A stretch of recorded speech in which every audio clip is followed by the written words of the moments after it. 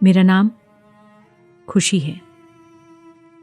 6 जुलाई की रात गैंगरेप के बाद बाहर की दुनिया के लिए यही मेरा नाम है।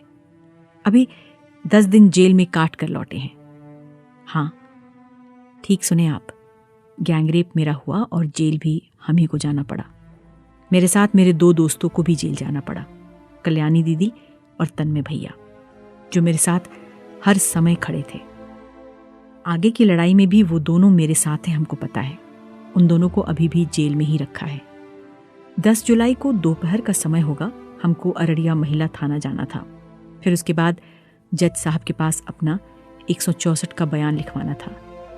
पुलिस वाला बोला धारा 164 के तहत सबको बयान लिखवाना होता है।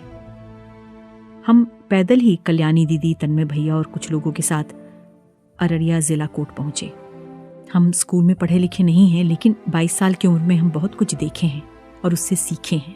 हम तन्मय भैया और कल्याणी दीदी के घर पर काम करते हैं। उनके साथ एक संगठन से भी जुड़े हैं। इन लोगों के साथ काम करके हमको इतना तो समझ में आ गया कि कानून की नज़र में हम सब बराबर हैं और न्याय मिलता है। उस दिन हम बहुत घबराए हुए थे।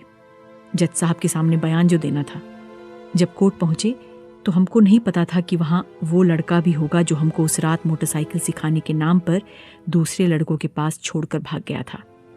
हम बुलाते रहे थे मदद के लिए, लेकिन वो नहीं रुका। मेरा दोस्त है, नहीं प्रेमी नहीं, केवल दोस्त। हमको साइकिल चलाना आता है, बहुत अच्छा लगता है साइकिल चलाना। और वो लड़का हमको मोटरसाइकिल सिखाने का वादा किया था। हम सीखना चाहते हैं मोटरसाइकिल।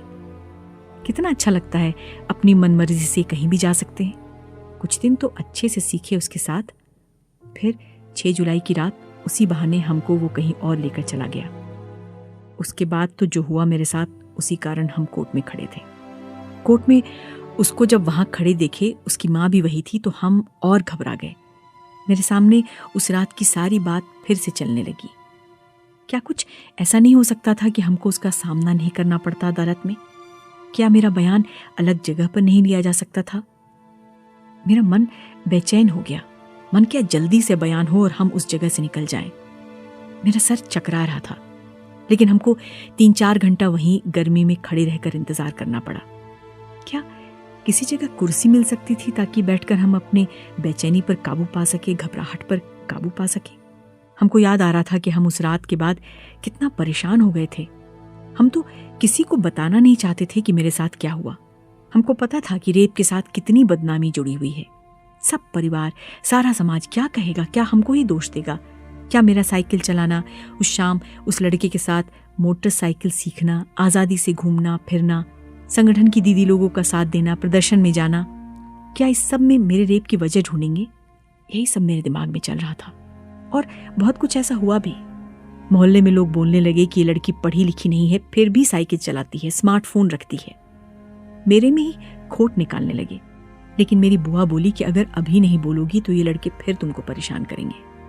हमको भी लगा कि मेरे साथ ये हो गया, किसी और के साथ नहीं होना चाहिए। कल्याणी दीदी और तन्मय भैया, जिनके घर हम काम करते हैं, वो भी बोले कि हमको पुलिस केस करना चाहिए। हम हिम्मत किए, इतना झेल लिए हैं तो और भी झेल लेंगे। लेकिन कोर्ट में उस दिन घंटों इंतजार करते हुए और उस लड़के को सामने देखकर हम बहुत घबरा गए।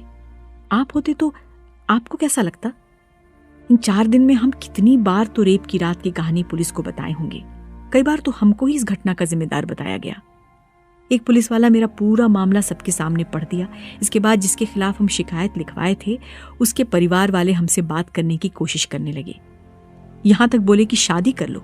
हम पर इतना दबाव आने लगा कि हमको लगा हम बीमार पड़ जाएंगे। अखबार में मेरा नाम, मेरा पता, सब कुछ छाप दिया गया। क्या कोई नियम नहीं है जो इस सब से हमको बचा सकता था? क्यों बार बार रेप की बात बतानी पड़ी? क्यों सब कुछ मेरे बारे में सबके सामने बताया जा रहा था? ऐसा लग रहा था कि पूरा मोहल्ला, समाज, सब जो हमको जानते हैं और जो नहीं भी जानते हैं, सब कुछ मेरे बारे में जान गए। जिस बदनामी का डर था वो हो रहा है। अदालत में उस दिन भी हमको पेशकार बोले, चेहरा से कपड़ा हटाओ। मेरा चेहरा देखते के साथ बोले, अरे हम तुमको पहचान गए, तुम साइकिल चलाती थी ना। हम बहुत बार तुमसे बोलना चाहते थे, तुमको टोकना चाहते थे, पर नहीं बोले। हमको नहीं पता पेशकार हमको क्या बोलना चाहते थे। कोर्ट में लंबे इंतजार के बाद हमको जज साहब अंदर बुलाए। अब कमरे में केवल हम और वो थे। हम कभी ऐसे माहौल में नहीं रहे हैं क्या होगा, क्या करना होगा, क्यों यहाँ कल्याणी दीदी और तन्मय भैया नहीं है। मेरे दिमाग में ये सब चल रहा था। जज साहब पूरी बात सुने और साथ में लिखे भी। फिर वो जो लिखे थे हमको पढ़कर सुनाने लगे। उनके मुंह पर रुमाल था। जो वे मेरा बयान सुना रहे थे हमको कुछ समझ में नहीं आया। हम सोच रहे थे क्या जो हम बोले हैं वही लिखा है। हम बोले, सर हमको समझ में नहीं आ रहा है, आप रुमाल हटा कर बताइए। जज साहब रुमाल नहीं हटाए, लेकिन फिर मेरा बयान सुनाए। मेरा दिमाग सुन्न हो गया था। फिर हमको जज साहब उस बयान पर साइन करने के लिए बोले। हम भले ही स्कूल नहीं गए, लेकिन इतना तो जानते ही हैं कि जब तक बात समझ में नहीं आए किसी कागज पर साइन नहीं करो। हम मना किए। हम फिर बोले, हमको समझ में नहीं आया, कल्याणी दीदी को बुला दीजिए, वो पढ़कर सुना देंगी, हम समझ जाएंगे और साइन कर देंगे। जज साहब आग बबूला हो गए। कहे, क्यों, तुमको हम पर भरोसा नहीं है? बदतमीज लड़की, तुमको कोई तमीज नहीं सिखाया है? मेरा दिमाग एकदम सुन्न था। हम कुछ गलत बोले क्या? हम बोले, नहीं नहीं सर, हम आप पर भरोसा करते हैं, लेकिन आप जो पढ़ रहे हैं वो हमको समझ में नहीं आ रहा है। क्या कोई नियम नहीं जिसकी मदद से हमको जितनी देर तक बयान समझ में नहीं आ रहा हो हमको समझाया जाए? हम इतना डर गए थे। हम साइन कर दिए और बाहर भाग गए कल्याणी दीदी के पास। जज साहब तब तक अपने दूसरे कर्मचारी और पुलिस को कमरे में बुला लिए थे। फिर वो कल्याणी दीदी को बुलाए। कल्याणी दीदी और हम अंदर आए। जज साहब अब भी गुस्से में थे। हम और कल्याणी दीदी उनसे माफी भी मांगे, फिर भी हमारी बात कोई नहीं सुन रहा था। हमको बार बार बदतमीज लड़की बुलाया जा रहा था और जज साहब कल्याणी दीदी से कह रहे थे, तुम लोग इसको तमीज नहीं सिखाए हो। हमको लगा कि काश जज साहब हमारी बात सुनते। कल्याणी दीदी और तन्मय भैया ने भी जज साहब को अपनी बात कहने की कोशिश की। वो दोनों बोले कि अगर खुशी को बयान समझ में नहीं आ रहा है तो उसको फिर से पढ़कर बयान सुनाया जाना चाहिए। जज साहब ने कहा, इतना काम है यहाँ दिखता नहीं है। हम अगर गरीब नहीं होते तो मेरी बात सुनी जाती ना। हमारी आवाज तेज है, शायद हम ऊंचा बोलते हैं। क्या मेरा ऊंचा बोलना गलत था? हम जज साहब को बोले कि जब तक बयान समझ में नहीं आएगा हम साइन नहीं करेंगे। क्या कानून में मेरा ये कहना गलत है? उस कमरे में इतना शोर था कि हमको पता चल गया था कि अब हमारी बात नहीं सुनी जाएगी। वही हुआ।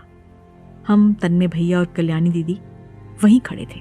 हम लोगों का वीडियो बनाया जाने लगा और बताया गया कि हम सरकारी कामकाज में बाधा पहुंचा रहे थे, इसीलिए हम लोगों को अब जेल जाना होगा। हम सोचे कि जब इतना झेले हैं तो ये भी सही, जेल जाएंगे।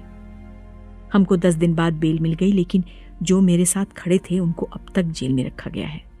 हमारे खिलाफ जो केस दर्ज हुआ है उसमें लिखा है कि हम लोग गाली दिए, बयान का कागज फाड़ने की कोशिश किए।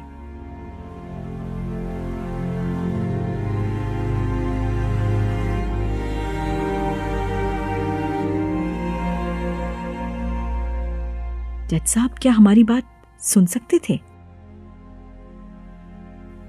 हम केवल न्याय चाहते हैं। हम ये लड़ाई छोड़ेंगे नहीं।